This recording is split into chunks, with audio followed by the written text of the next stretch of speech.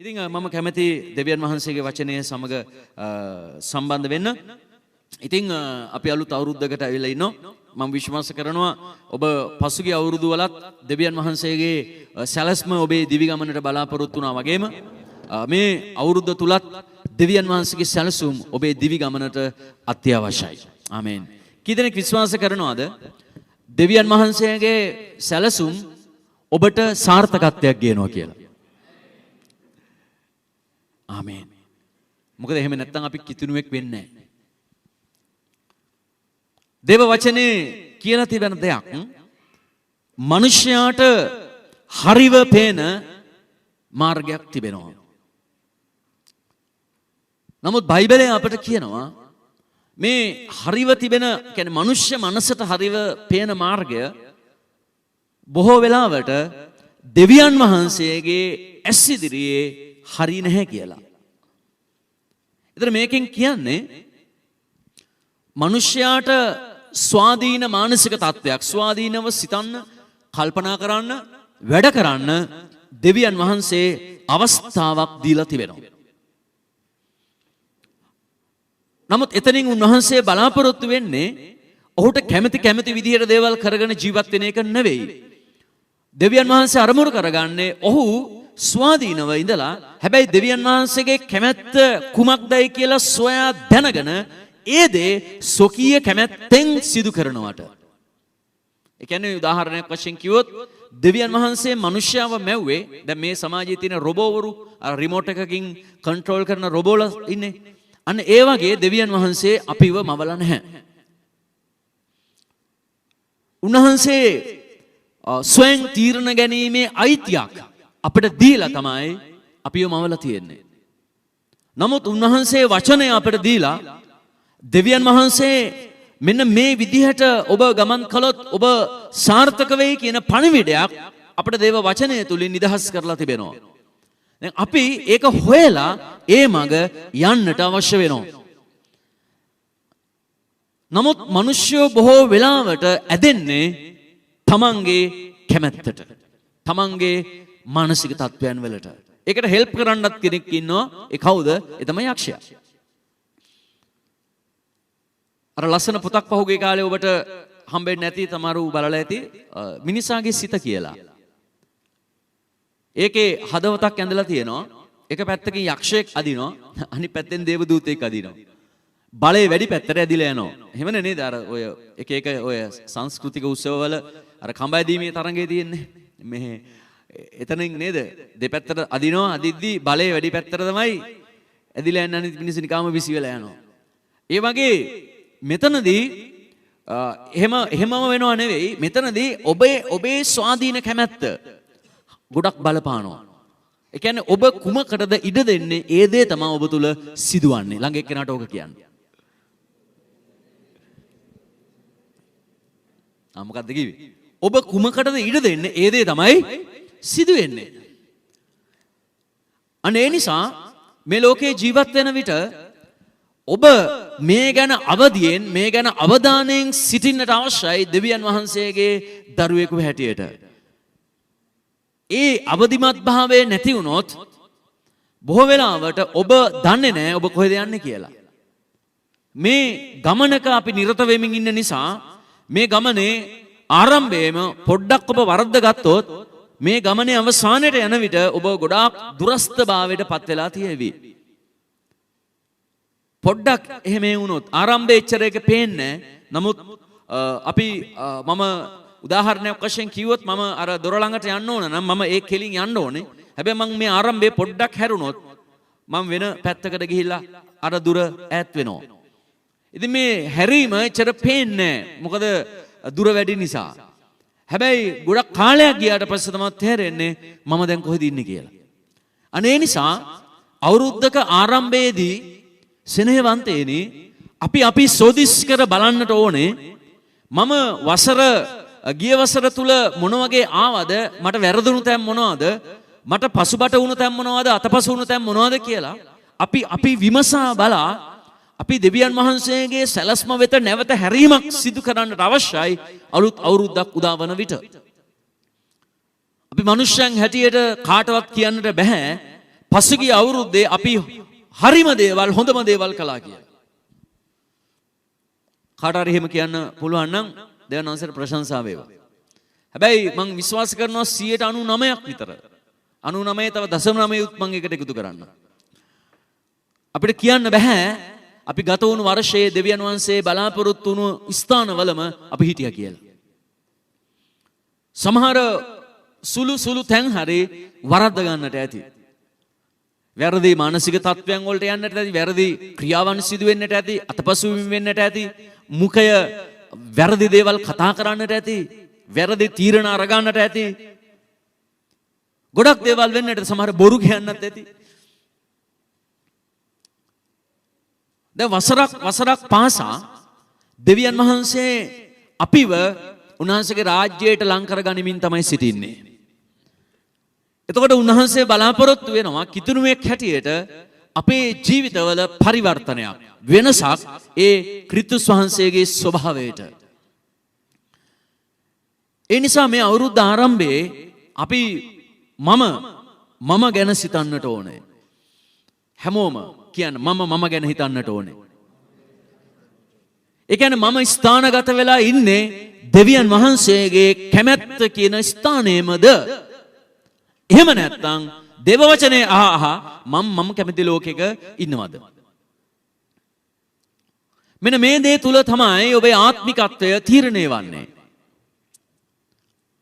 මිනිස්සු ආත්මික ස්වභාවයකට පැමිණියට මදි ආත්මික ජීවිතයට ඇතුල් වෙන්නට අවශ්‍යයි. ආත්මික ජීවිතය කියලා මොකක්ද? ආත්මික ජීවිතය කියන්නේ මොකක්ද? ඇවිල්ලා ප්‍රේස් the Lord hallelujah කියලා ගීතිකාවක් කියලා යන එක නෙවෙයි. ආත්මික ජීවිතය කියන්නේ දෙවියන් වහන්සේගේ වචනය මගේ ජීවිතය තුළ කොපමණ ක්‍රියාත්මක වෙනවද?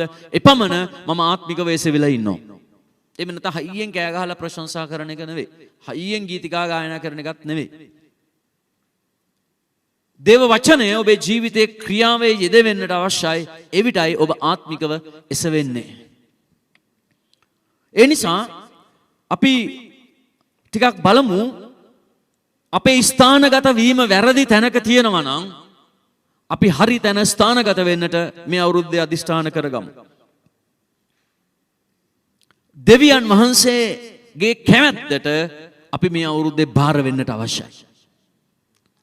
ඉතින් මම ඔබට ඒ ගැන තමයි කතා කරන්නට යන්නේ. දෙවිඳුන්ගේ කැමැත්තට අපි බාර වෙමු. මොකද අපි අපේ කැමැත්ත තුල සාර්ථක වෙන්නට යන්නේ නැහැ. එහෙනම් දේව වචනයෙන් දැනුවත් වෙන්නට අවශ්‍යයි. මම මගේ ආත්මික ජීවිතය ගත කරන විට මම මොන වගේ හැසිරෙන්නට ඕනද, මොන වගේ ක්‍රියා කරන්නට ඕනද, මොන වගේ කතා කරන්නට ඕනද, මොන වගේ සිතන්නට ඕනද කියන මේ චරිතාංග චරිත ගුණාංග ක්‍රිස්තුස් වහන්සේගේ චරිතයේ තිබෙන දේවල් අපේ ඇතුළට අරගන්න විට තමයි අපි ඒ ස්වභාවයට නිර්මාණය වෙන්නට යන්නේ. කී දෙනෙක් ආමෙන් කියනවාද? එහෙම නැතුව කිතුණු නමක් තිබ්බට වැඩක් නැහැ. ගොඩක් දැන් අපි දරුවන්ට දාන බයිබලේ නම්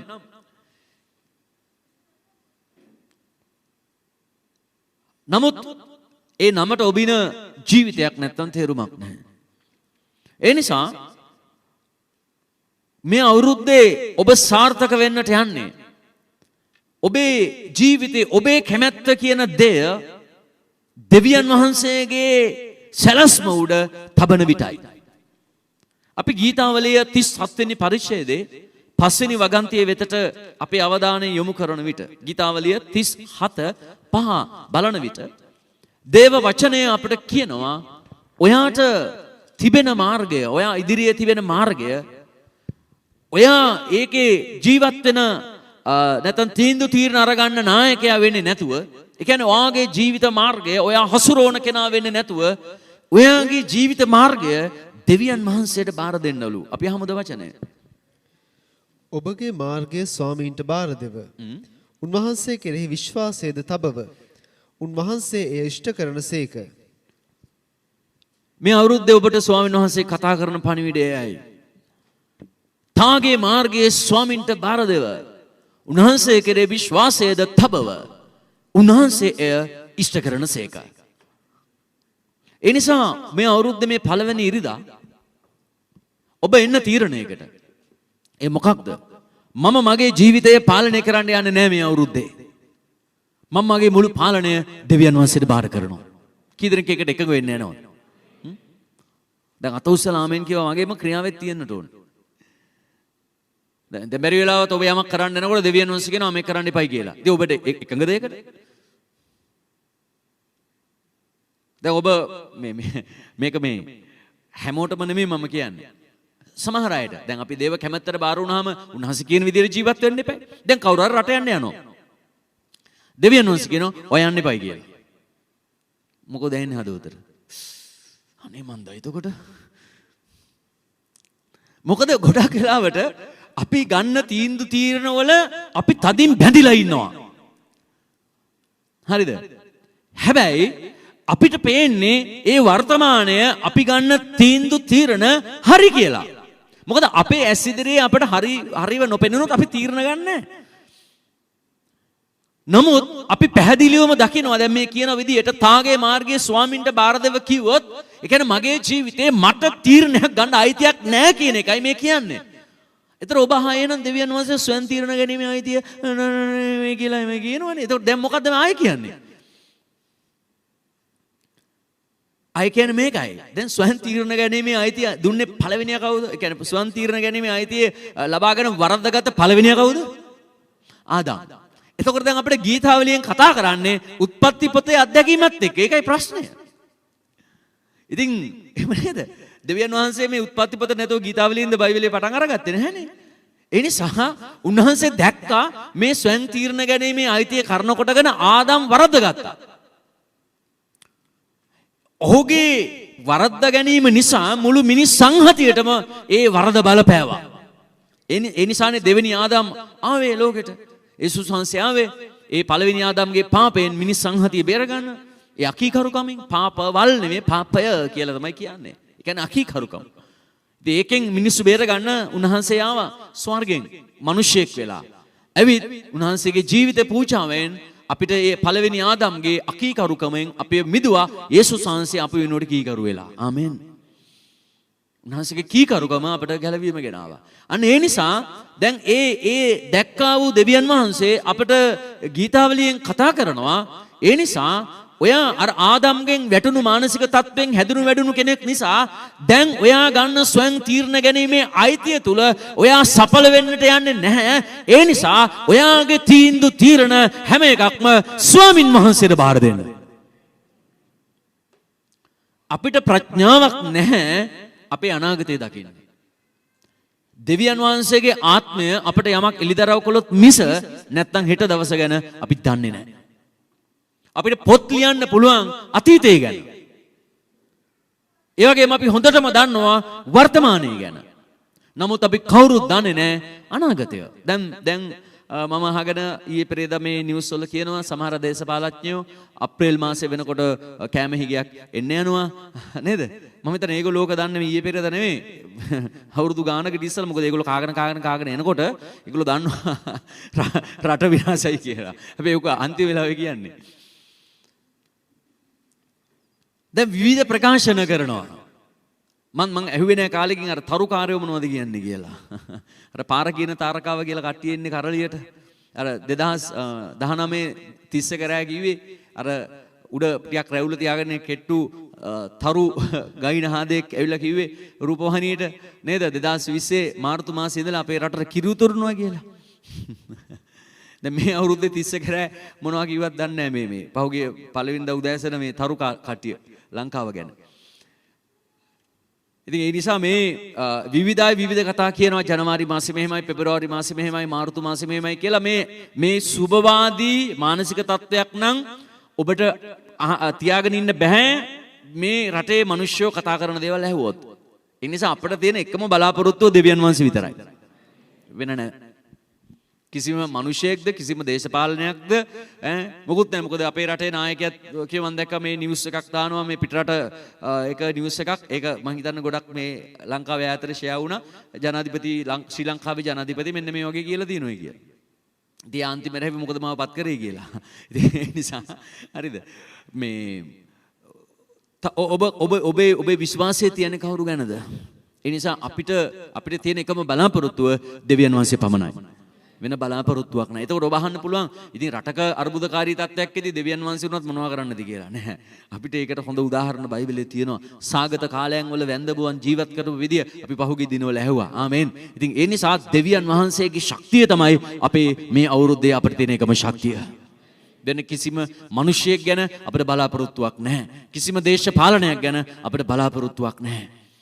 ඒ නිසා මේ මෙවැනි කාල සීමාවක් තුල අපි අපේ කැමැත්ත ආරම්භය වැඩ කරන්න ගියොත් අපි කොච්චර වරද්ද ගන්න යනවද? අනේ ඒ නිසා තමයි බයිබලයේ අපිට කතා කරලා කියන්නේ ඔයාගේ මාර්ගය ඔයා දෙවියන් වහන්සේට බාර දෙන්න.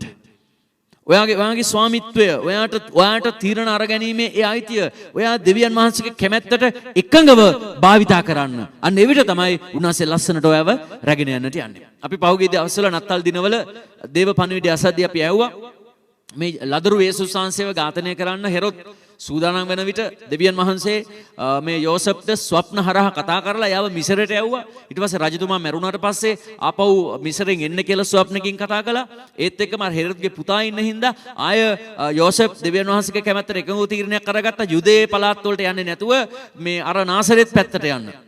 ගලීලේ පැත්තට යන්න. එයා තීරණයක් අරගත්තා. කියන්නේ දුෂ්කර පළාතකට ගියා. නාගරික පැත්තට ආවේ නැහැ. මොකද හෙරොද්ගේ පුතා තාම රජකම් කරන නිසා කියලා. එතකොට අපිට පේනවා මේ පීඩාකාරී අරුබුදකාරී වාතාවරණයක් තුල යෝසෙෆ් දෙවියන් වහන්සේගේ ස්වප්න හරහා නැත්නම් දෙවියන් වහන්සේගේ මඟ පෙන්වීම හරහා වැඩ කරගත්ත නිසා වැඩ කළ නිසා ජේසුස් වහන්සේව ආරක්ෂා වුණා. ඒ නිසා අපිටත් මේ 2022 අරුබුදකාරී වාතාවරණයක් වට වෙලා තිබෙන්නේ. හෙරොද්ලා තමයි රජකම් කරන්නේ. ඉතින් ඒ නිසා ජේසුස් වහන්සේගේ මාර්ගයට පීඩාවල් එන එක අහන්න දෙයක් නෙමෙයි. කියන්නේ හෙරොද් කියන එකෙන් මම අදහස් කළේ දෙවියන් වහන්සේ නොදන්නා පුද්ගලයන් පාලනයන් කරන විට විවිධාකාර බාධාවන් අපිට එන්නට පුළුවන්. ඉන්ටර්වල් එකද? නෑ. නෑ මොකද්ද ටෝන් එකක් ඇහුණා. ඉතින් ඒ නිසා මේ අර්බුදකාරී වාතාවරණයේදී යෝසෙෆ් දෙවියන් වහන්සේගේ මඟ පෙන්වීමත් එක්ක වැඩ කළා. ඕට ඕන විදියට වැඩ කළේ නෑ. ඔහු කිව්වේ නෑ මට මිල මුදල් අතේ තියෙනවා. මේ මිසරට යන්න ඕනේ. අපි මෙහෙරොත් මට මොනවා කරන්නද? ආවොත් බලාගෙන මම ඉන්නවා මරියා ඔයා බය වෙන්න එපා කියලා මේ දේවදූතයා ස්වප්න කතා කරන මේ පොඩ ඉන්නකෝ මටත් පුළුවන් දෙයක් කරන්න කියලා මේ යෝසෙෆ් අකීකරුනේ නැහැ. ඔව් නිතරම දෙවියන් වහන්සේගේ මඟ පෙන්වීම අරගෙන වැඩ කරන්න ගත්තා. මොකද අතේ ඉන්නේ ඒ දෙවියන් වහන්සේගේ පුත්‍රයා නිසා. ආමෙන්. ඒ නිසා ඔබ මා ලැබූ මේ ගැලවීම ලැබුවේ දෙවියන් වහන්සේගේ පුත්‍රයා වූ යේසුස් වහන්සේ නිසායි. ආමෙන්. ඒ නිසා අපේ ආත්මික ජීවිතය රැකගෙන අපි ඉදිරියට යන්න නම් අනිවාර්යයෙන්ම දෙවියන් වහන්සේගේ මඟ පෙන්වීම අපට අවශ්‍යයි. මොකද එදා යෝසෙෆ්ගේ අතේ යේසුස් වහන්සේ හිටියා. අතේ හිටියා යේසුස් වහන්සේ ඔහු ආරක්ෂා කළා. නමුත් අද යේසුස් වහන්සේ ඉන්නේ අප ඇතුලේ. ඒ නිසා අපි උන්වහන්සේව ආරක්ෂා කරගන්නට ඕනේ. එහෙම නැත්නම් ඔබ දේව කැමැත්තට එකඟව වැඩ කරන්නට පටන් අරගත්තේ නැත්නම් ඔබ දන්නේම නැතුව දවසක ඔබ තුල ඉන්න යේසුස් වහන්සේ ඔබට අහිමි වෙනවා. ඒක කෙටියෙම කිව්වොත් ගැලවීම නැති වෙනවා. අද සමහර අයගේ තීරණ ඔවුන්ගේ දිවි ගමනේ දෙවියන් වහන්සේගේ මාර්ගෙන් ඔවුන් ගොඩක් ඈත් කරලා. මම ගැලවීම ලැබුවේ 1994 අවසාන කාලේ. ඒ කියන්නේ සැප්තැම්බර් වගේ මාසෙක. නම් ශුද්ධාත්මය ලැබේ 95 අප්‍රේල් මාසේ 21 වෙනිදා. ඉතින් දැන් අවුරුදු 27ක විතර ඇදහිල්ලේ ගමනක මම ඇවිල්ලා තිබෙනවා. ඒ නිසා මට ඒ මුල් කාලේ හම්බුණු බොහෝ දේව සේවකයන් ඒ වගේම බොහෝ ඇදිලිවන්තයන් මම දන්නවා. අවුරුදු 27ක කාලයක් තුල මම ආශ්‍රය කරපු අය ඉන්නවා. මම දැක්කා ඔවුන්ගේ ක්‍රියාකලාප ඔවුන්ට කවර විපාකයක්ද මේ වර්තමානයේ ගෙනල්ලා තියෙන්නේ කියලා. සමහරු හිටියා නිකන් ගිනි බෝල වගේ, ගිනිගත්තු බෝල වගේ. ඒ කියන්නේ දෙවියන් වහන්සේට මාර ජොලිතයි. සමහරු හිටියා බයිබලයේ තියෙන බයිබල් පද දන්නවද බයිබලයේ වහලා කියවනවා කියන්නේ අපිට කලන්තය හැදෙනවා. ඒ කියන්නේ එයා කතා කරොත් විනාඩි 10ක් කතා කරොත් බයිබල් පද 100ක් විතර කියනවා. සමහර අපි කතා කරන්න කැමති නැහැ. මොකද අපි නිකන් වික්ටර් රත්නායක ගැන කතා කරන්නවත් බෑ යාත් ඒ කතා කරද්දී. නිකන් ජෝතිපාලගේ සින්දුවක් ගැනවත් කතා කරන්න විදිය නැහැ මිනිහා බයිබලයේ කියන හින්දා. එච්චර ආත්මිකයි. පහුගිය කාලේ බීලම මැරිලා ගියා. දන්නවද යක්ෂයා විවිධාකාර සැලසුම් දීර්ඝ කාලීන පිඹුරුපත් මිනිසෙක්ගේ ජීවිතේ තබනවා ඔහුගේ අවසානය ඔහුව විනාශ කරන්න. අනේ ඒ නිසා තමයි අපි අවුරුද්දක් ආරම්භයට එන විට පහුගිය වසර දෙස බලලා මට හරි ගියේ මොනවද මට වැරදුනේ මොනවද කියලා පොඩ්ඩක් මේ මොනවද ඇනලයිස් කරලා අපි ඒක මේ විස්තරාත්මකව පොඩ්ඩක් බලලා අපිට වැරදුණු තැන් හදාගෙන සාර්ථක වූ තැන් ඔස්සේ තවත් අපි ඉදිරියට ගමන් කරන්නට අවශ්‍යයි. මොකද අපි ගමන් කරන්නේ එක දුර ගමනක්.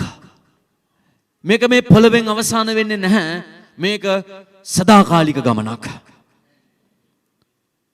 අනේ ඒ නිසා අපි කලබල වෙන්න ඕනේ නැහැ. දෙවියන් වහන්සේගේ මාර්ගය තුල අපි ප්‍රඥාවන්තව ගමන් කරන්නට අවශ්‍යයි. මොකද දීර්ඝ කාලීන සැලසුම් අනුවයි අන්ධකාර බලවේග ක්‍රියාත්මක වෙන්නේ. මම පහුගිය කාලේ දැක්ක සමහරුන්ව ඇදහිල්ලේ වටන්න අවශ්‍ය වුණාම ඔවුන්ගේ ජීවිතවලට වැරදි තීරණ අරගන්න තමයි ඉස්සලාම යක්ෂාත්ම පෙළඹුවේ. නමුත් තීරණ ගන්න විට ඔවුන් දැක්කේ ඒවා මාර තීරණ වාව් සුපිරි තීරණ කියලා. හැබැයි කාලයත් එක්ක ඔවුන්ට බලපෑවා වූ දේවලුත් එක්ක අර මම කිව්වේ අර තමන් තුල හිටියා වූ යේසුස් වහන්සේ පවා ඔවුන්ට අහිමි වෙලා ගියා. අද සමහර අය ඒ අවුරුදු 20කට විතර කලින් ආශ්‍රය කරපු අය පාරේ හම්බෙනකොට ඒගොල්ලන්ට ලැජ්ජයි අපිට මුණ දෙන්න. සමහර පොඩ අහකට බලා ගන්නවා වැඩි කතා බහක් නැහැ ගිලෙන කියලා යනවා. ඒ ඇයි දීර්ඝ කාලීනව ඔවුන්ගේ ජීවිතවලට අන්ධකාරයේ ප්‍රහාර බලපෑවා. ඒ නිසා අවුරුද්දක් ආරම්භයේ මම මේ ඍණාත්මක දේවල් කියනවා නෙවෙයි ඔබව ධෛර්යමත් කරන්න කතා කරන්නේ. අවුරුද්දක් ආරම්භයේ ඔබ තමන්ගේ ජීවිතයට වැරදුණු දේවල් හදාගෙන අලුත් අවුරුද්දේ ඉදිරියට යන පිණිස ඔයාගේ මාර්ග දෙවියන් වහන්සේට බාර කරන්න අවශ්‍යයි. ආමේන්. ඒ නිසා අපි මේ දෙවියන් වහන්සේට බාර කරේ නැත්නම් අපි අපේ ඇසට පෙනෙන අපේ ඇසට හොඳයි හරිවයි කියන මාර්ගවල ගියොත් බයිබලයේ අපිට කියනවා හිතෝපදේශය 16:25 වෙනි වගන්තිය බලන විට හිතෝපදේශය 16:25 බලන විට මේ අපට හරි කියලා හිතන මාර්ග ඒ මොහොතේ අපට හරිව පෙනුනත් ඒවා දීර්ඝ කාලීනව අපට පුදුමාකාර විපත් හා ප්‍රශ්න ඇති කරන මාර්ග බව දෙවියන් වහන්සේගේ වචනේ කියනවා. 16:25 හිතෝපදේශය බලලා අපි ඉදිරියට යමු. මනුෂ්‍යයාට හරිව පෙනෙන මාර්ගයක් ඇත. එහෙත් එහි කෙලවර නම් මරණේ මාර්ගය. මොකද්ද මේ කියන්නේ? මොකද්ද මේ කියන්නේ? ඔබ තීරණයක් අරගන්න විට ඔබට ඒක වැරදි කියලා පෙවුනොත් ඔබේ තීරණවල යන්නේ නැහැ. එහෙනම් ඔබේ දැනුගැන්ම අනුව ඔබේ ප්‍රඥාව අනුව ඔබට තියෙන බුද්ධි මට්ටම අනුව ඔබේ ජීවිතය ගැන ගන්න හැම තීරණයක්ම ඔබට හරිව පේනවා. නමුත් දේව වචනය අපිට කියනවා ඔයාට හරිව පෙනුනට ඒකේ කෙලවර මරණයයිලු. එහෙනම් මෙතනින් අපිට ලොකු පාඩමක් තියෙනවා ඉගෙන ගන්න. මොකද්ද? අපිට හරිව පේන හැම දෙයක්ම දෙවියන් වහන්සේගේ සිදිරියේ ඇහුන්නේ නැහැ. හරි නැහැ. අපිට හරිව පේන හැම දෙයක්ම කියන්නේ හැමෝම මට හරිව පේන හැම දෙයක්ම දෙවියන් වහන්සේ ඉදිරියේ හරි වෙන්නේ නැහැ. කියන්නේ නිවැරදි වෙන්නේ නැහැ. එහෙනම් මෙතන අපිට හිතන්න යමක් නේද මේ කියන්නේ? ආමේන්. හිතන්න යමක් අපිට කියනවා. අපිට හරිව පේන දේ තුල අපි ගන්න තීරණ එහෙමනම් දෙවියන් වහන්සේගේ කැමැත්තට එකඟ වෙන්නේ නැහැ. දැන් මේ යෙසායා හරි ලස්සන කතාවක් කියනවා මම ඒක ඔබත් එක්ක බෙදා ගන්නම්. ඊට පෙර මම පොඩ්ඩක් මේ ගැන විස්තර කරලා ඉන්නම්. ඒ නිසා මේ දෙවියන් වහන්සේට විරුද්ධව දෙවියන් වහන්සේගේ කැමැත්ත නොමැතිව යන මාර්ගවල මිනිස්යාට යම් දුරක් යන්න පුළුවන්. මෙන්න මේක තමයි ප්‍රශ්නය. ඒ කියන්නේ අපි වැරදි තීරණයක් අරගත්තු ගමන් අපි වලක වැටෙනවා නම් අපේ ඇස් ඇරෙනවා. ඒ කියන්නේ මම මේ ගත්තු තීරණය නිසා තමයි මට මේක උනේ කියලා. හැබැයි ප්‍රශ්නය අපි වැරදි කියන්නේ අපිට හරිව පේන තීරණයක් අරගත්තු ගමන් අපිට වරදින්නේ නැහැ. මොකද අපි පොඩ්ඩක් හරි ඉදිරිය ගැන හිතන හින්දා. දැන් අපි නිකන් දෙවියන් වහන්සේ අපිට මිහරක් මනසක් දීලා නැහැනේ මිනිස් මනසක් දීලා තියෙන්නේ. හරිද?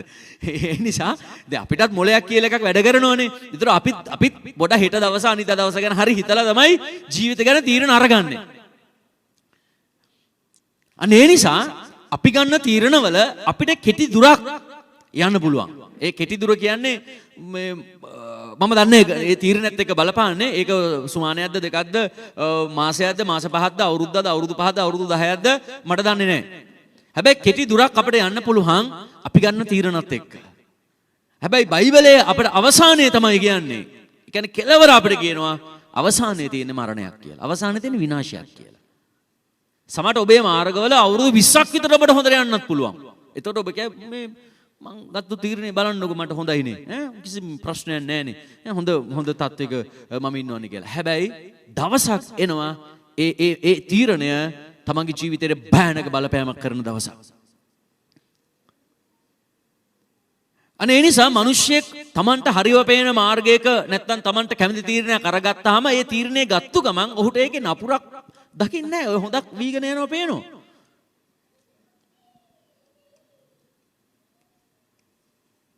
දැන් මම දැක්කා පහුගිය කාලේ මම නම් වශයෙන් කියන්න ඕනේ සමහර අය දෙවියන් වහන්සේගේ සේවය පූර්ණ කාලීනව කරගෙන ඉඳලා ඊට පස්සේ පොඩි පසුබටකම් ඇවිල්ලා උන් සේවය අත්තර දාලා ටිකක් ඉඳලා ඊට පස්සේ මේ ව්‍යාපාර පටන් අරගත්තා. සමහර රැකී ආරක්ෂා පටන් අරගත්තා. සමහර රට යන්න ඕන කියලා හිතුවා. උන්ට ටට්ටක් ගාලා ඒවා උදා වුණා. ඒ කියන්නේ හොඳ ජොබ් හම්බ වුණා. දැන් බිස්නස් කරනකොට මේ ව්‍යාපාර පොඩි මුදලකින් ආරම්භ කරලා මාස 4-5ක් යනකොට ටික අතට සල්ලි එනවා. බිස්නස් හරියනවා. වව්. එතකොට නිකන් හිතනවා මේ දේව සේවය කරේ දෙවියන් වහන්සේගේ කැමැත්ත නැතුවද කියලා. ඒ කියන්නේ දැන් මේ තමන්ගේ මාර්ගවල සඵල වෙද්දී මේ අපරාධ දේව සේවය කරේ කියලා. ඒයි තමන් සාර්ථක වෙනවනේ මාර විදියට බිස්නස් පටන් අරගත්තාම රට යන්න බලපුවම මරු ජොබ් එකක් හම්බ වෙනවා. වාව් පඩිය 1,50,000යි. මේ 85,000ක් හම්බෙයි කියලා හිතුවේ 1.50ක් පඩි හම්බ වෙනවා ජොබ් එක. වාව් ඉන්න තැන් හම්බ වෙනවා කණ්ඩ බොන්න හම්බ වෙනවා. ඒ ගියාට පස්සේ ටිකක් කළා යනකොට වාහනිකුත් අර ගන්නවා. ලංකාවේ ඉඳගෙන අර කට්ටක් කාගෙන සෙරප්පු දෙයක් දාන් තැන් වල කඳු ගානේ කැලෑ ගානේ ආවි දැන් බයිබලයක් උස්සන් ගියාට වඩා මරු ජීවිතය නේ දැන් මට තියෙන්නේ. මෙන්න මේ වගේ මිනිස්සු තමන් ගන්න තීරණවල සඵල වෙනවා. එතකොට ඔවුන්ට වරදිනවා මේ මම හරි තීරණයක් ගත්තා කියලා. හැබැයි බයිබලයේ අපිට කියනවා ඒකේ අවසානය ගැන. දෙවියන් වහන්සේ මේ වචනේ ආපහු කියවන්න 16:25 කොතන ගැනද මේ කියන්නේ එන්ඩ් එක ගැන. හැමෝම හොඳට තේරුම් ගන්න ඕන වචනේ කියන්නේ. මනුෂ්‍යයාට හරිව පෙනෙන මාර්ගයක් ඇත. එහෙත් එහි කෙලවර එහි කොතනද කියන්නේ? කෙලවර. මේ කතා කරන්නේ මැද ගැන නෙවෙයි. එහි කෙලවර.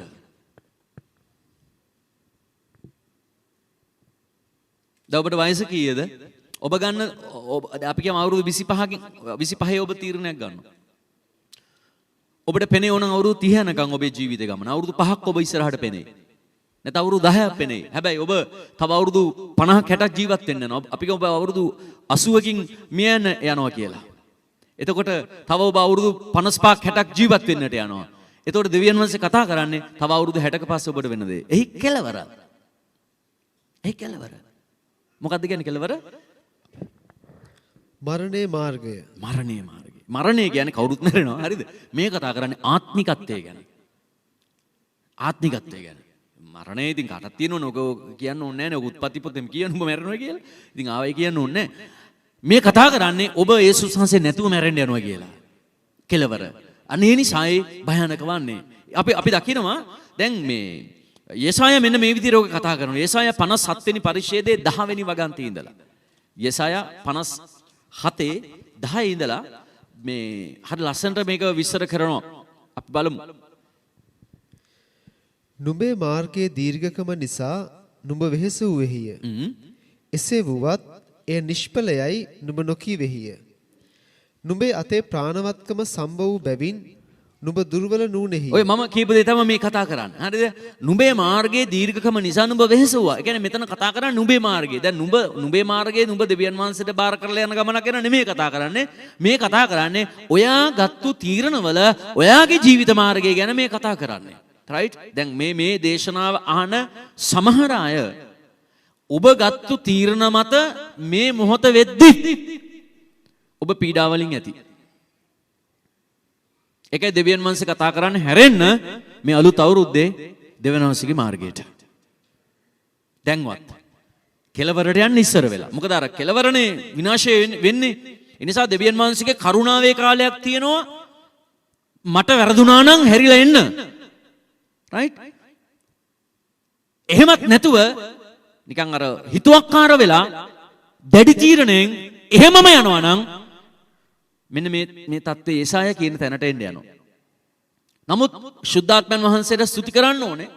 උන්වහන්සේ අපිට කතා කරනවා. ආමෙන්. අපේ ජීවිතවල කතා කරනවා. වචනේ හරහා, දේශනා හරහා, බයිබල් මෙනෙහි කරද්දී නේද පොඩි ළමයි හරහා අපිට කතා කරනවා. එතකොට අපි මේවට සංවේදී වෙන්න ඕනේ. දැන් සංවේදී වෙනව වෙනුවට සමහරුන්ගේ සිත් දෙන්නේ දැඩි වෙනවා. ඉතින් ඒක අර මිසරේ ආත්මය. දන්නවද? හාස්කම් වෙන්න පාරාවට මොකද උනේ? දැඩි වුණා. අන්තිමට පාරාවන්ගේ කුළුඳුලා මැරුණට පස්සේ තමයි මේ අවස්ථාව දුන්නේ ආයෙනම් දවස් දෙකක් කියලා ඕගොල්ලෝගේ පූජාව ඔප්පු කරලා එන්න කියලා. හැබැයි එතෙක් අර පීඩා 10ක් එන විට මේ පාරාව දැඩි වුණා. ඉතින් ඒ නිසා මේ මිසරේ ආත්මය මම විශ්වාස කරන්නේ ඒක ක්‍රිස්තියානිකාරයගේ ඇතුලේ තියෙනවා කියලා. හරිද?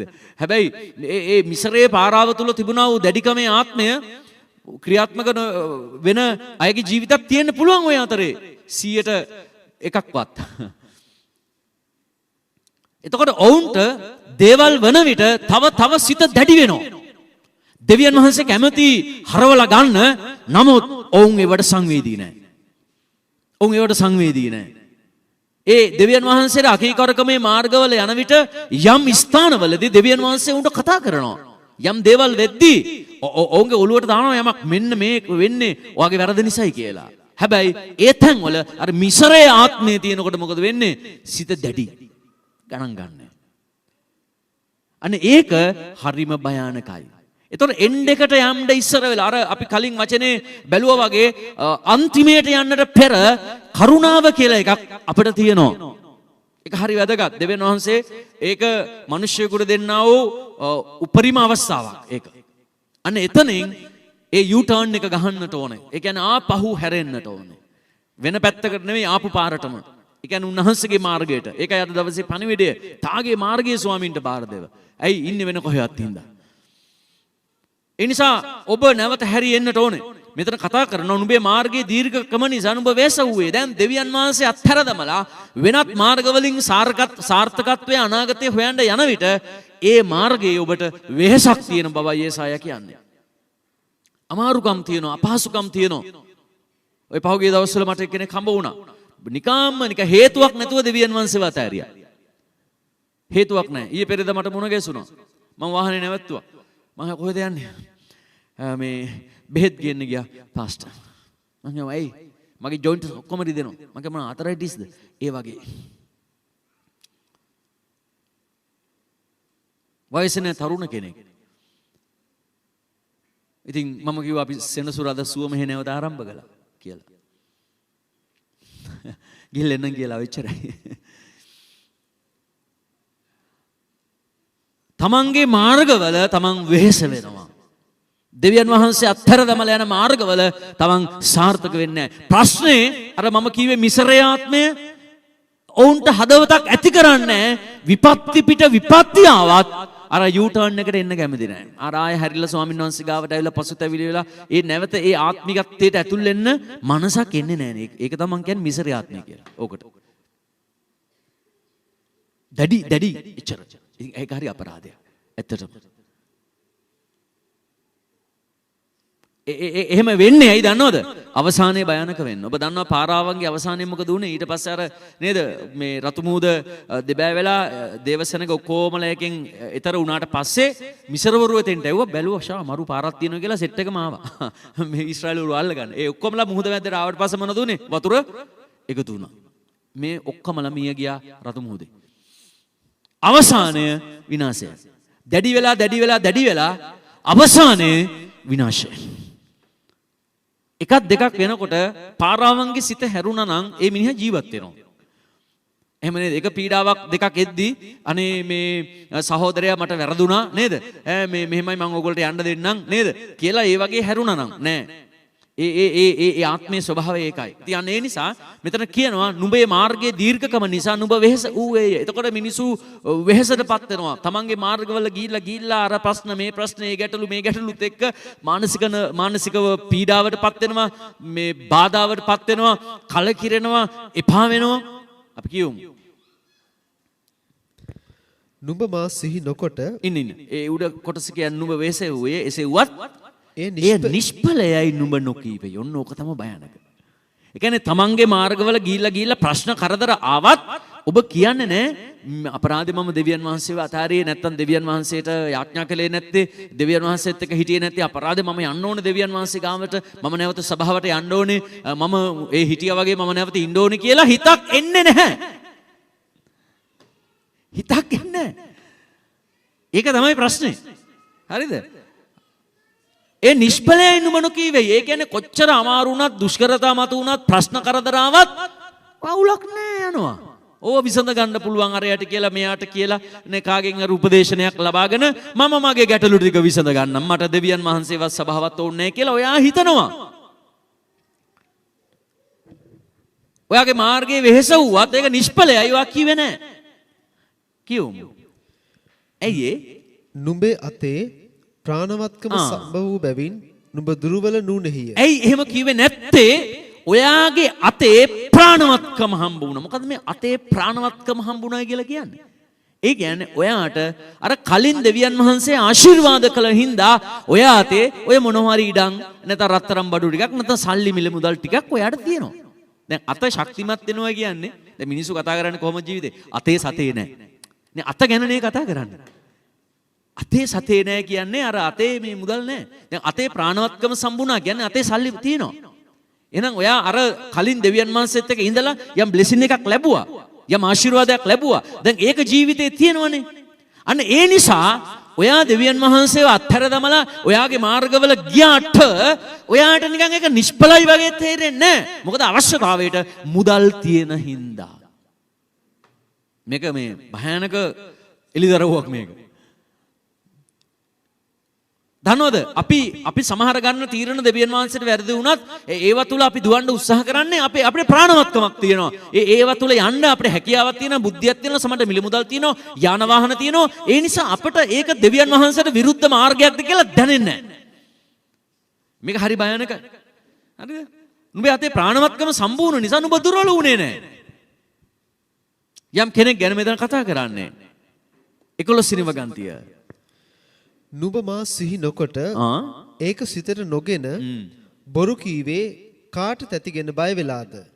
දැන් උන්වහන්සේ අහනවා ඔයා මම මතක් කළේ නේ?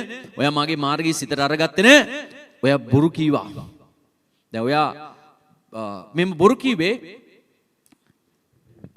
කාට තැතිගෙන බය වෙලාද? ඒ කියන්නේ මෙයාට කිසි බයක් නැහැ දැන්. දැන් කැමති ඕන දෙයක් කරනවා.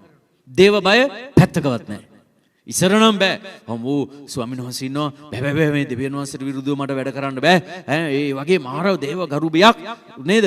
මේ සභාවට ඒ වගේම දේව දාසයන්ට ඒ වගේම දෙවියන් වහන්සේට නේද? පුදුම ගරු බියක් ඒ වගේ මානසික තත්ත්වයක හිටියා. දැන් මෙතනදී මේ තත්ත්වයට වැටුනහම මොනවද වෙන්නේ?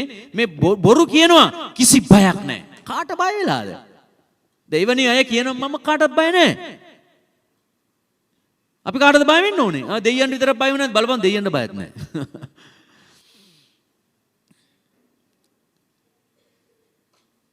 දැන් දෙවියන් වහන්සේ කියනවා මේ වගේ කියන්නේ.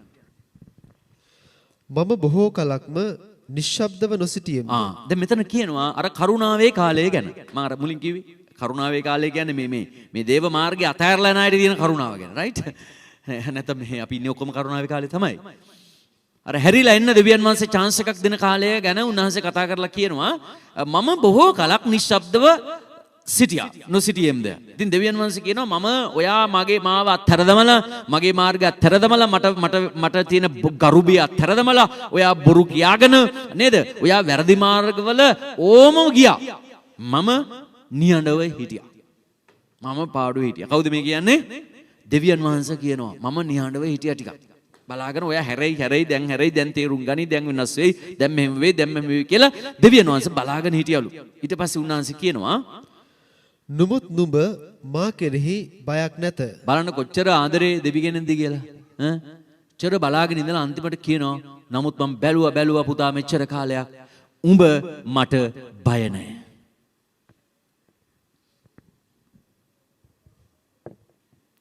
දැන් ඇයි මෙහෙම කතා කරන්නේ? දැන් යමක් වෙන්න යනවා. ඒකයි. කාලයක් බලලා උන්වහන්සේ තීරණයකට එන්නට යනවා. කියන්නේ මම නුඹේ ධර්මිෂ්ඨකම දන්වන්නෙමි. නුඹේ ක්‍රියාවලින් නම් නුඹට ප්‍රයෝජන නොලැබේ. නුඹ මොරගසන විට නුඹ විසින් රැස් කරගත් ඒ දේවල් නුඹ ගලවා ගනීවා.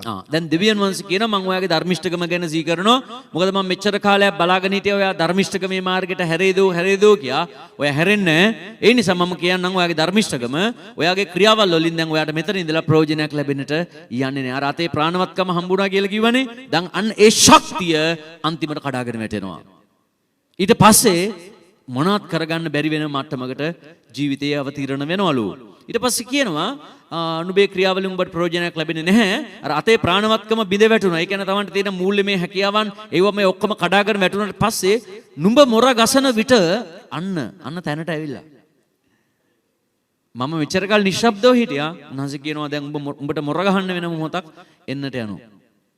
ඒ කියන්නේ කෑ ගහන්න අනේ දෙයියනේ අයියෝ කියන වෙලාවක් ඔයාට එන්න යනවා. නුඹ මොර ගසන විට රැස් කරගත් ඒ දේවල් නුඹ ගලව ගනීවා. දැන් ඔයා මට විරුද්ධව ගිහිල්ලා ඔයා දේවල් හොයාගත්තනේ. අන්න ඒ දේවල් වලට කියන්න ඔයාව බේර ගන්න කියලා. ඒ කියන්නේ දිව්‍යමය මැදිහත් වීම එතනින් පස්සේ නෑ. රයිට්? දැන් ඔය මම දැක පහුගිය කාලේ සමහර ඒ කියන්නේ මම මේ අවුරුදු 20 ගානක අත්දැකීමක් එක්ක කතා කරන්නේ. රයිට්? කවුරු හරි මේ ඔය මට කියන්න කියලා කියන්න ඕනේ නෑ. හරිද? මේ ඔබට අදාළනේ ගන්න කපන්නේ.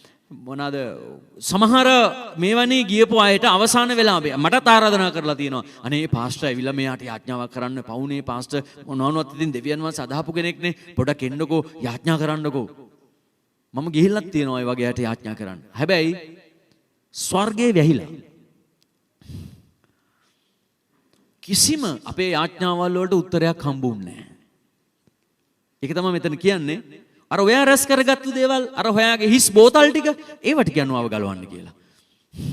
අර බීලා පැත්තකට හිස් කරපු හිස් බෝතල් ටික බීලා දාපු සිගරට් පෙට්ටි වලට කියනවා ඔයාව බේරගන්න කියලා. මිනිස්සු දෙවියන් වහන්සේගේ මාර්ගය අතහැරලා ගිහලා ඕවනේ කරන්නේ. ඒවට කියනවා ඔයාව බේරගන්න කියලා. ඒක තමයි මේ දෙවියන් වහන්සේ කියන්නේ.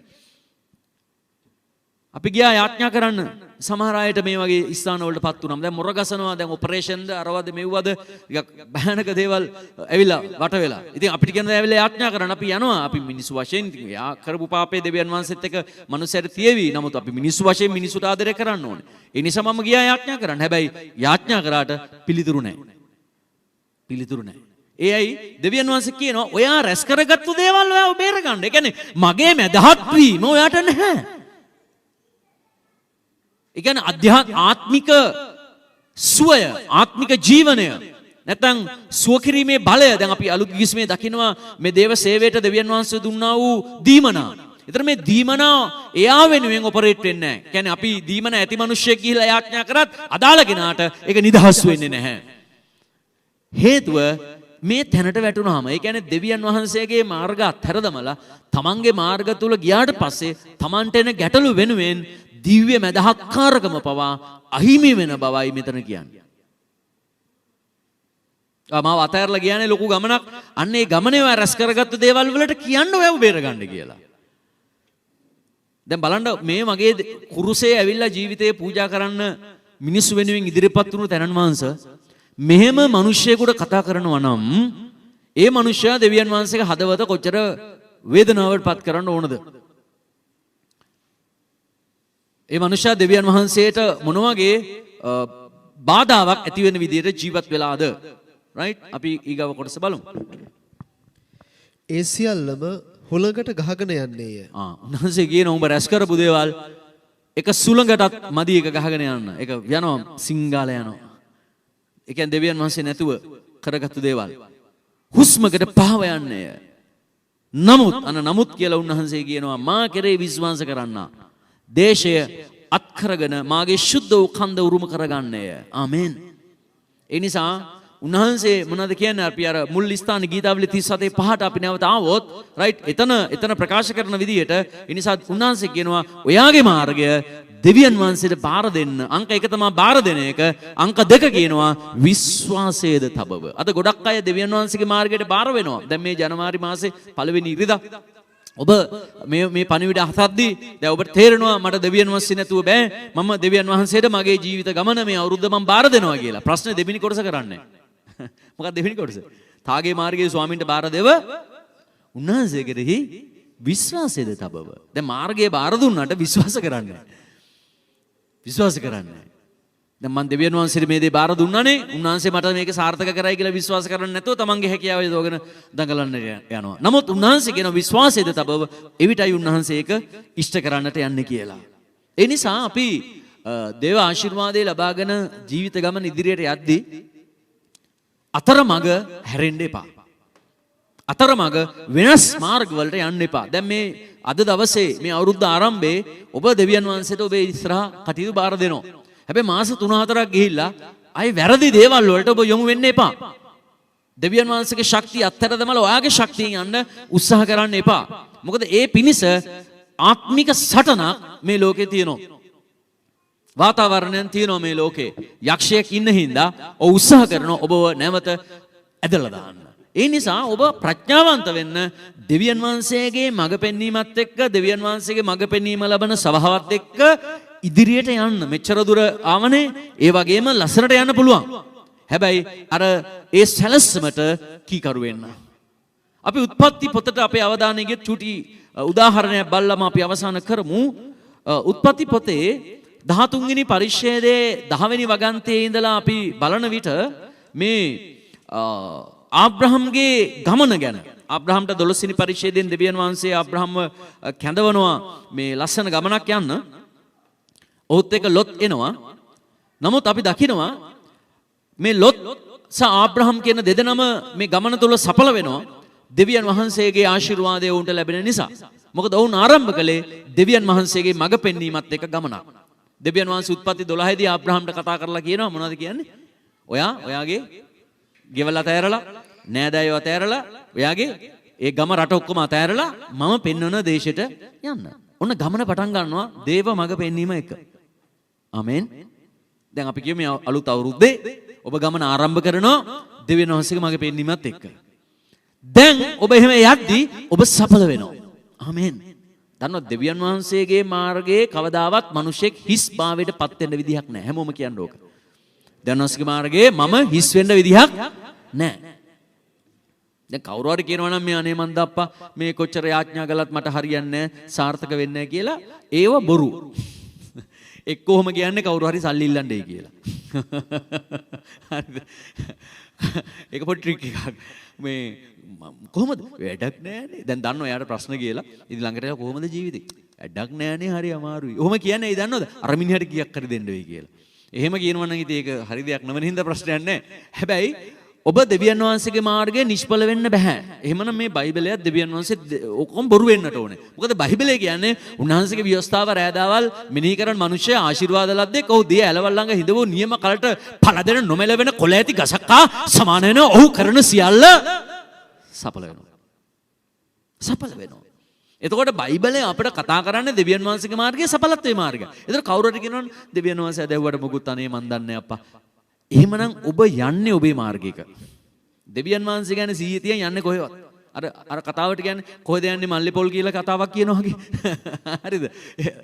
මේ යන ගමන ගැන අවබෝධයක් නැතිව ඒ ගමන් කරන්නේ. ඉතින් ඒ නිසා දැන් දෙවියන් වහන්සේගේ මාර්ගය තුල මිනිසෙකුට සඵලත්වයේ තියෙනවා. දැන් ආබ්‍රහම් දෙවියන් වහන්සේගේ හඬට කීකරු වෙලා එයා ඉදිරියට එද්දී දෙවියන් වහන්සේ යාට ආශිර්වාද කළා. එයාත් ළඟ හිටියා වූ ලොත්තත් දෙවියන් වහන්සේ ආශිර්වාද කළා. දර්ශනය ලැබෙන මිනිසයාත් දර්ශනයට එකතු වෙන මිනිසයාත් දෙදෙනාම ආශිර්වාද ලබනවා. ආමෙන්. එතකොට ලොත් මේ දර්ශනයට එකතු වුණු මිනිසෙක්. ආබ්‍රහම් තමයි දර්ශනය ලැබු මිනිසයා. හැබැයි දෙවියන් වහන්සේ යහපත් මේ මිනිසයාට ආශිර්වාද කළා. ලොත් එන්න කියලා දෙවියන් වහන්සේ කිව්වද? නැහැ. කිව්වේ නැහැ. මේ කතාව අපි බලද්දී මේ ලොත් කියවෙන ආබ්‍රහම් කැඳවල ඔක්කොම කරලා හරි යනවා ඔයාගේ වංශයක් දෙන ඔක්කොම කරනවා හරි ආබ්‍රහම්ගේ අලොත් තමුසෙත් දෙනවා ආබ්‍රහම් කියනවා කියලා දෙවියන් වහන්සේ කිව්වේ නෑ. නමුත් මෙයා කැමැත්තෙන් ආවා. හැබැයි දෙවියන් වහන්සේ එයාවත් අතාරියේ නැහැ. මොකද මේ දෙවියන් වහන්සේගේ දර්ශනය අනුව ගමන් කරන විට ඒ දර්ශනයේ සමග එකඟ වෙන, ඒ දර්ශනයට උර දෙන, ඒ දර්ශනයේ කොටස්කාරයන් වන සියලු දෙනාට දෙවියන් වහන්සේ ආශිර්වාද කරනවා. ආමේන්. අපි කියමු මේ සභාව මේ සේවය කියලා. ඉතින් ඔබ මේ සේවයට දායක වන විට, මේ සභාව තුළ ඔබ ඉන්න විට, මේ සේවාවන් කරන විට, ඒ කොටස්කාරයන් වන විට, ඒ පංගුකාරයන් වන විට දෙවියන් වහන්සේ ඔබට ආශිර්වාද කරනවා. හැබැයි ලොත් ගෙදර හිටියා නම් ආබ්‍රහම්ට ලැබෙන ආශිර්වාදේ ලොට්ට හම්බ වෙන්නේ නැහැ. ඒකත් මතක තියාගන්න ඕනේ. දර්ශනයේ කොටස්කාරයෙක් වන විටයි දර්ශනයේ ලැබූ තැනැත්තාගේ ආශිර්වාදය අන් අය වෙතට ගමන් කරන්නේ. ඒ කොටස්කරුවන් වෙතට ගමන් කරන්නේ. ඉතින් දර්ශනයේ කොටස්කාරයෙක් වෙන්නේ නැතුව හිටියොත් බ්ලෙසින් එක නැති වෙනවා. ඒක මතක තියාගන්න ඕනේ. ලැබු දේවල් තියෙවි එතනින් ඉස්සරහට නැති වෙන්න පුළුවන්. ඉතින් ඒ නිසා මේ ලොත් දෙවියන් වහන්සේ ආශිර්වාද කරනවා. නමුත් අපි දකිනවා 13 වෙනි පරිච්ඡේදයේ 10 වෙනි වගන්තියට එන විට මේ දෙන්නම ආශිර්වාද ලැබුවා. මේ දෙන්නටම අයිතිව හිටි බැටළුවෝ අතිශයින් වැඩි වර්ධනය වුණා. මෙයාලට සේවකයෝ ඕන වුණා. සේවකයෝ අරගත්තා. දැන් ඊට පස්සේ මොනවද උනේ? මේ එක පළාතක තමයි මේගොල්ලෝ ජීවත් උනේ. ඉතින් අර බැටළුවෝ ඉතින් දන්නේ නැහනේ මම ලොත්ගෙද මම ආබ්‍රහම්ගෙද කියලා. ඉතින් බැටළුවෝ එහෙම ගිහිල්ලා තනකොළ කෑවා. බැටළුවෝ මිශ්‍ර වුණා. ඒතර හවසට බැටළුවෝ බෙදා ගන්න බැරුව ආබ්‍රහම්ගේ මෙහෙකරුවොත් ලොත්ගේ මෙහෙකරුවොත් රණ්ඩු වෙන්න පටන් අරගත්තා. එක මෙහෙකරුවෙක් කියන මේ අර බැටළුව ආබ්‍රහම්ගේ කියලා. ලොත්ගේ මෙහෙකරුව කියලා යනෝ යන්න මේ බැටළුව මේ ලොත්ගේ කියලා. ඔය ප්‍රශ්න ආව මේ ස්වාමී වරු දෙදෙනාට. එලා ආබ්‍රහම් කිව්වා මේක හරියන්නේ නැහැ. උඹ වමට යනවා නම් මම දකුණට යනවා. ඔයා දකුණට යනවා නම් මම වමට යනවා. ඉතින් අපි දෙන්න මේ පොඩ්ඩක් ඈත් වෙමු නේද කියලා කිව්වා. මොකද මේ ප්‍රශ්නේ දැන් මේ සපලත්වයේ හින්දා හරි ගැටලුවක් බවට පත් වුණා. රයිට්? ඉතින් ඊට පස්සේ මේ ලොත් මුලේ පාවිච්චි කළේ නැහැ එතන ඉඳලා. අර ආබ්‍රහම් එක්ක මුලින් එද්දී මුලේ වැඩ කරා. දෙවියන් වහන්සේගේ කැඳවීම ලැබූ මිනිසයා සමග මම ගියොත් ඒ දෙවියන් වහන්සේගෙන් පැමිණෙන ආශිර්වාදය මට ලැබෙයි. ඒක ඇවිල්ලා ලැබුවා. අවුරුදු ගාණක් ඇවිල්ලා ඒක ලැබුවා. හැබැයි දැන් මුලේ නැති තීරණයකට මේ මිනිසයා යන්න යනවා. ඒ මොකක්ද? දැන් සඵලත්වය යාමනේ. දැන් බැටළුව වැඩි වුණානේ. දැන් මෙයා තීරණයකට එනවා මට ආබ්‍රහම් ඕනේ නැහැ. ඔන්න මාර්ගයෙන් හැරෙන තැන. අපි මාර්ගය ගැන නේද බලාගෙන ඉන්නේ? රයිට්? ඔන්න මාර්ගයේ හැරෙන තැන. දැන් එයා දැනගෙන හිටියා ආබ්‍රහම් එක්ක ආපු නිසයි මෙයා සඵල වුණේ කියලා. නමුත් දැන් ආබ්‍රහම් ඕනේ නැහනේ. මොකද බැටළුව ඉන්නවනේ. වැඩකාරයොත් ඉන්නවනේ. මිල මුදලුත් තියෙනවනේ. දැන් මේ දර්ශනය නැතත් කමක් නැහැ කියන මනසට මෙයා ආවා. අර අපි උත්පත්ති පොතේ සමහරවිට අපි යෙසායා පොතේ බැලුවේ ඔයා මාර්ගෙන් හැරිලා ගියා. ඔයාගේ අතේ ප්‍රාණවත්කම හමු වන නිසා ඔයා දුර්වල වුණේ නැහැ. ඒ නිසා මෙයා තීරණයක් අරගන්නවා මම ආබ්‍රහම්ගෙන් අයින් වෙනවා. එතකොට එයා තීරණයක් අරගෙන ඇස් ඔසවා බලනවා සමභූමිය දෙස මම යන්නේ මොන පැත්තටද කියලා. එතකොට එයා දැක්කා ජෝර්දාන් ගංගාව ආශ්‍රිතව තියෙන සමභූමිය වව් ලස්සන කොළ පාටයි. ලස්සනට තියෙනවා. අනිත් පැත්ත බලද්දී ටිකක් කාන්තාර ස්වභාවයක් වගේ දැක්කේ. අර ජෝර්දාන් ගඟ මේ ගලාගෙන යන නිසා මේ මල මුහුද දක්වා ගලිලී මුහුදේ සිට මල මුහුද දක්වා නැත්නම් ඒ කාලේ මල මුහුද තිබුණේ නැහැ. රයිට්? මේ ජෝර්දාන් ගංගාව ගලාගෙන යනවා. ඒ සොදොම ගොමොරාව කියන නගර ළඟින් ලස්සනට ඉදිරියට ගලාගෙන යනවා. ඒ කාලේ මල මුහුදක් තිබුණේ නැහැ. ඔය ආබ්‍රහම්ගේ කාලේ. මොකද මල මුහුද ඇති වුණේ ඊට පස්සේ. ඉතින් මෙයා දැක්ක මේ ජෝර්දානයේ වතුර නිසා ඒ සමභූමිය වගා කටයුතු කරන්න හොඳයි. ඒ වගේම එහි ගස් කොළ පාටට ලස්සනට වැවිලා තියෙනවා. ඉතින් මේ ලොත් ඇස් ඔසවා බලා 10 වෙනි වගන්තිය අපට කියනවා ජෝර්දානයේ මුළු සමභූමිය හැම තැනම ජල සම්පන්නව තිබෙන බව දුටුවේය. ස්වාමීන් වහන්සේ සොදොම සහ ගොමෝරා විනාශ කරන්න පළමුවෙන් ඒක ෂොවර් දෙසට ස්වාමීන් වහන්සේගේ උයන මෙන්ද මිසර දේශය මෙන්ද ඌවේය. ඒ කියන්නේ ওই සොදොම ගොමෝරාව කියන ප්‍රදේශ දෙක ඊටාම ශාස්ත්‍රීය ප්‍රදේශ. ඒ අර ජෝර්දාන් ගංගාව ඒ ළඟින් යන හින්දා මිනිස්සු වතුර අරගෙන හොඳට වගා කරලා ලස්සනට තිබුණා කොළ පාටට. ඉතින් ලොත් බැලුවා දැන් ආබ්‍රහම්ගෙන් ඈත්තලා කොහෙද යන්නේ කියලා බලද්දි දැක්කා ජෝර්දාන අසබඩ අර පැත්ත මට හොඳයි මොකද ඈතට පේනවා කොළ පාටයි. ඉතින් ලොත් තීරණයක් අරගන්නවා ඔය 11 වෙනි වගන්තියේ ඒ විට ලොත් ජෝර්දානයේ මුළු සමභූමිය තෝරාගෙන නැගෙනහිර දිශාවට ගමන් කළේ. මෙසේ ඔහු තමන් කෙරෙන් වෙන් වූවෝය. ලොත් දැනගෙන හිටියේ නෑ මම වෙන් වෙන්නේ දර්ශනයෙන් කියලා. ලොත් බැලුවේ ලෞකික ධනය දෙස, පැටලුව දෙස, ධනවත්කම දෙස. ඒ නිසා ඔහු හිතුවා මම සඵල වෙන්නට ඕන තවත්. මම තවත් හම්බ කරන්නට ඕනේ. මට තව බැටළුව වැඩි වෙන්නට ඕනේ. මට තව මොනුන් හරි ඉන්න උන් වැඩි වෙන්නට ඕනේ කියලා. ඔව් බැලුවා අන්න ඒ සාර්ථකත්වයට යන්න නම් ජෝර්දාන ළඟ සමභූමිය නියමයි. ආබ්‍රහම් යන පැත්තකට ගියාවයි. මේ මිනිස්සයා තීරණයක් අර ගන්නවා ධනය දෙස බලලා. ඔබට පැහැදිලිද මේක? ඔබේ ජීවිත තීරණ අරගන්න ඕන මොන විදිහටද කියන කාරණාව මෙතනින් තේරුම් ගන්න. දර්ශනය ලැබූ මිනිස්යාව අත්හැර දමලා බැටළුව කොටළුව ඔටුව දිහා බලලා ඒව වැඩි කරගන්න සිස්ටම් එකක් ගැන යාන්ත්‍රණයක් ගැන කල්පනා කරලා තෝරගන්නවා සමභූමියට යමු ජෝර්දාන ළඟ තියෙන. මොකද ඒක කොළ පාටයි බැටළුවන්න කන්න බොන්න තියෙනවා අපිටත් කාලා බීලා ජොලියේ ඉන්න පුළුවන් කියලා ගියා. ඔහුට තේරුනේ නෑ මම අතෑරියේ උල්පත කියලා. මම මෙච්චර කල් වතුර බීපු උල්පත නේද මම මේ අතෑරියේ. අර එසේකෙල් පොතේ කියන්නේ මාගේ සෙනග ජීවන උල්පත වූ මා අත්හැර දමලා ඒ බිඳුනාව කටාරම් වුන්ටම හදාගත්තා කියලා. ඉතින් දැන් ලොත් ජීවන උල්පත අතහැරලා දමලා ඔහු වතුර ටැංකියක් හදා ගන්නවා. හැබැයි ආබ්‍රහම් කියන්නේ දර්ශනය තුල ආශිර්වාද ලබන මිනිසෙක්. ආමෙන්. දෙවියන්වහන්සේගේ කැඳවීමත් එක්ක ආශිර්වාද ලබන මිනිසෙක් ලොත් කැඳව ගත්තේ නැහනේ. එයා ආබ්‍රහම් නිසා ආශිර්වාද ලැබුවා. හැබැයි දැන් ඔහු ඒ ආශිර්වාදයේ අරගෙන ආබ්‍රහම්ගෙන් ඈත් වෙනවා. ඒකයි යෙසාය පොතේ අපි ඇහුවේ නුඹගේ අවසානය නුඹ නිෂ්ඵල වෙන්නට යනවා. නුඹේ අවසානයේ නුඹ රැස් කරගත්තු දේවල් නුඹ ගලවත්වා. අන්න ඒ වගේ තත්වයක් ලොත්ට උදා වෙනවා අවසානයේ. අපි මේ කතාව ඔබ දන්නවා මං හිතනවා මම ඔක්කොම කියන්න ඕනේ නැහැ. දැන් 13 වෙනි වගන්තියේ කියනවා මේ ලොත් ලස්සනයි කියලා සඵල වෙන්න පුළුවන් ශාස්ත්‍රීය වෙන්න පුළුවන් කියලා මේ සම්බන්ධකම් ඇති කරගන්න ගියානේ ඒක පළාතකට. හැබැයි ඒ පළාතේ හිටපු මිනිස්සු මොන වගේද කියලා සොදමේ මිනිස්සු වනාහි දුෂ්ටව ස්වාමීන් වහන්සේට විරුද්ධව අතිශයින්ම පෞකාරව සිටියෝය. ඒකයි වැඩේ. ලස්සනයි පැත්ත දිනු වෙන්න පුළුවන්. හොඳ තීරණයක් වගේ දැක්ක ඇහැට පේනවා. හොඳ තීරණයක් මම ගත්තේ. වාව් මගේ ඇස් දෙකට ලස්සන දේශයක් පේනවා. හොඳ පළාතක් පේනවා මම යනවා එහාට කියලා ගියා. හැබැයි එතන හිටපු මිනිස්සු අතිශයින් පෞකාරයි. ඔය සොදොමේ පාපය ගැන වෙනම කතා කරන්න ඕනේ. එච්චර ඒකේ පාපේ තිබුණා. අර ලොට්ට කතා කරන්න ගියා මේ ලෝකෙන් එළියට එන්න කියලා දේවදූතයෝ දෙන්නෙක් අන්තිමට සොදොමෙන් පිරිමි ටික ඇවිල්ලා කිව්වා ඔය අද ගෙදරට ආපු මිනිස්සු දෙන්න අපිට දීපන් කියලා. ලොත් කිව්වා මගේ දූවරු ඉන්නවා අරන් ඵලයල්ල. නෑ මිනිස්සු දෙන්න දීපන් කියලා කිව්වා. හරිද?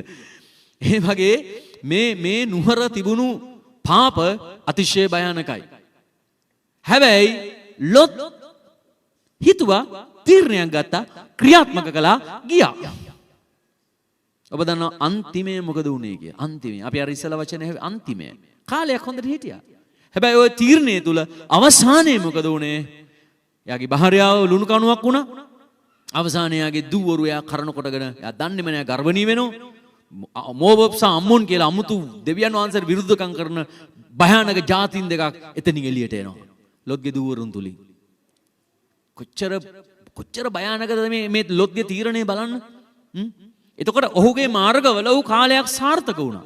හොඳට හිටියා සොදොම ගොමෝරාවේ ජීවත් වෙනකොට මිනිස්සු බව් කරාට අපිට මොකද කියලා ඔහු හිටියා දරුවෝ ලොකු මහත් වෙනකොට තමයි උට තේරුනේ මේක හරියන්නේ නැහැ නිකන් අමුතු තැනකට මම වැටුනේ කියලා. ඒ වුණාට දැන් අර යසායපති අපි ඇහුවේ නුඹට එහෙම ප්‍රශ්න ආවත් නුඹ ඒවා අර දැඩි වෙලා ඒවා දරාගෙන හිටියා. අර මිසරේ ආත්මේ වැඩ කරනවා. ප්‍රශ්න කරදර ආවත් දැන් ලැජ්ජයිනේ එළියට යන්නේ. ආබ්‍රහම් මොනව හිතයිද? උඹ ගිහිලා හරි ගියාද කියලා අහයිනේ. හැබැයි ආබ්‍රහම්ට දෙවියන් වහන්සේ කතා කරලා කියනවා අනේ අර මිනිහා ගැන යාඥා කරනවා අර මිනිහා මැරෙන්න යන්නේ කියලා. ඒ නිසා ආබ්‍රහම්ගේ යාඥාවෙන් තමයි අවසානයේ ලොත්ගේ ජීවිතයත් දෙවියන් වහන්සේ දේවදූතය යවලා බේරගත්තේ. අබ්‍රහම් මැදහත්කාර වුණා සොදොම ගොමෝරාව වෙන්නේ ඔබ දන්නවා මේ කතාව. එතකොට දර්ශනයෙන් ඈත්වීම මිනිසෙගේ ජීවිතයට කොපමණ භයානක ප්‍රතිඵල ගෙනවද? ඒ නිසා දෙවියන් වහන්සේ අපව ස්ථානගත කරලා තියෙන විදිහට දෙවියන් වහන්සේගේ සැලැස්මත් එක්ක අපි ඉදිරියට ගමන් කරන්නට අවශ්‍යයි. දැන් ලොත් තීරණ අරගන්න විට ඔහු ගත්තු තීරණේ වැරදි කියලා උට හිතුණාද? නැහැ. ඔහු ගත්තු තීරණේ හරි කියලා උට හිතුණා. මෙන්න මේකයි භයානකකම. මේ 2022 ඔබ ගන්න බොහෝ තීරණ ඔබට හරි කියලා හිතෙයි. හැබැයි ඔබ විමසන්න ඒවා දෙවියන් වහන්සේගෙන්ද කියලා. අන්න එතනයි ඔබ සාර්ථක වෙන්නේ. ඔබට හිතේ මම මේවා කරන්නම් අර විදිය කරන්නම් මේ විදිය කරන්නම් කියලා. ප්‍රශ්නය ඒ දෙවියන් වහන්සේගෙන් නොවේ නම් ඒ මාර්ගය ඔබට හොඳයි වගේත් පෙනෙයි. එතකොට අර ටිකක් අවුලකුත් නැහැ වගේනේ මං තීරණයක් ගත්තා ෂා හොඳයි වගේ පෙනේ. හැබැයි ඒකේ කෙරවල ටිකක් කල්යත්ම බාධාවල් එන්න පටන් අරගත්තොත් එදාට ඔබ හැරුණොත් හොඳයි. එහෙම නැත්නම් අර ලැජ්ජාවට වගේ දැන් ලොත් ආපහු හැරී ගියේ නෑනේ. ඒ නුවර දුෂ්ටව හිටියා. ඒ නුවර මේ මොනවාද අතිශයින් පෞකාරයෝ හිටියා කියලා ලොත් ආයෙ ගිහිලා ආබ්‍රහම් හම්බෙලා අයියෝ මේ මං ගත්ත තීරණේ හරියන්නේ නැහැ. ආබ්‍රහම් මම ආවා මං ආයෙවත් එක්ක ඉන්නවා. මං ගත්ත තීරණේ හරි අප්සෙට් තීරණයක්. ඒ නුවර හොඳයි.